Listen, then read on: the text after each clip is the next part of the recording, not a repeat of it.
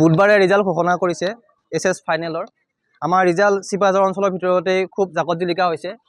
বোধহয় কাৰোবাৰ চকুত পৰিলে এই ঘটনাটো, আৰু তাক আমাক অপদস্থ কৰিবৰ কাৰণে, আমাক শৈক্ষিকভাৱে বিনষ্ট কৰিবৰ কাৰণে কোনোবা দুষ্কৃতিকাৰীয়ে বিদ্যালয়ৰ সা সম্পত্তি কিছু অনিষ্ট কৰে। আমাৰ তাত এচি আছিলে, এচিৰ তাঁৰসমূহ কাটি লৈ যায়, কাৰেণ্টৰ আমাৰ তাঁৰসমূহ কাটি লৈ যায়।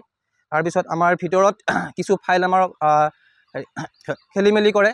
গতিকে এই ঘটনাটো আমি তীব্ৰ ভাষাৰে গৰিহণা দিছোঁ। নিশ্চয় আমাৰ শত্ৰু হ'ব, এই শত্ৰুৱে আমাৰ কামটো কৰিছে। আমাৰ ৰিজাল্টত তেওঁলোকৰ কোনোবা ঈৰ্ষান্বিত হৈছে, এই ঈৰ্ষাৰ ফলত এনেকুৱা এটা ঘটনা হ'বলৈ আমাৰ চকুত পৰিছে।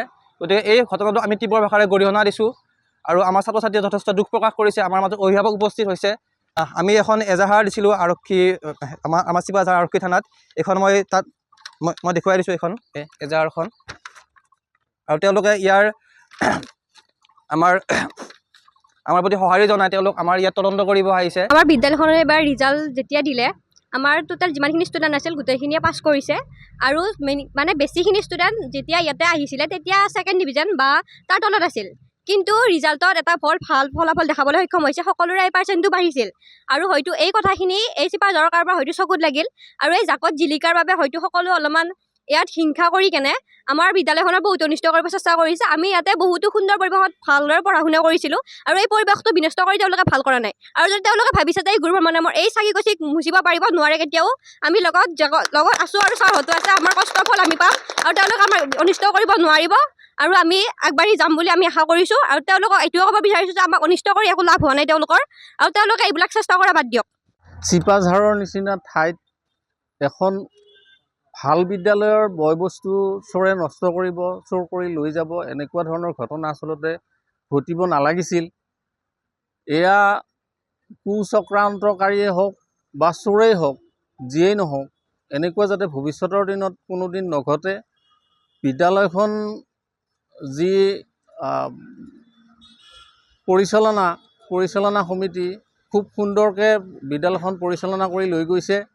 প্ৰথম বেটছ ওলাই গৈছে, খুব ভাল ৰিজাল্ট হৈছে, আৰু সেইবিলাকৰ কিবা প্ৰভাৱ হ'ব পাৰে, চোৰো হ'ব পাৰে। গতিকে ভৱিষ্যতৰ দিনত যাতে এনেকুৱা ধৰণৰ ঘটনা নহয়, আৰু পুলিচ প্ৰশাসনে ইয়াৰ উচিত তদন্ত কৰে, দোষীক শাস্তি দিয়ে, সেইটো আমি কামনা কৰোঁ। বুধবাৰে ৰিজাল্ট ঘোষণা কৰিছে এছএছ ফাইনেলৰ। আমাৰ ৰিজাল্ট চিপাঝাৰ অঞ্চলৰ ভিতৰতেই খুব জাকত জিলিকা হৈছে। বোধহয় কাৰোবাৰ চকুত পৰিলে এই ঘটনাটো, আৰু তাক আমাক অপদস্থ কৰিবৰ কাৰণে, আমাক শৈক্ষিকভাৱে বিনষ্ট কৰিবৰ কাৰণে কোনোবা দুষ্কৃতিকাৰীয়ে বিদ্যালয়ৰ সা সম্পত্তি কিছু অনিষ্ট কৰে।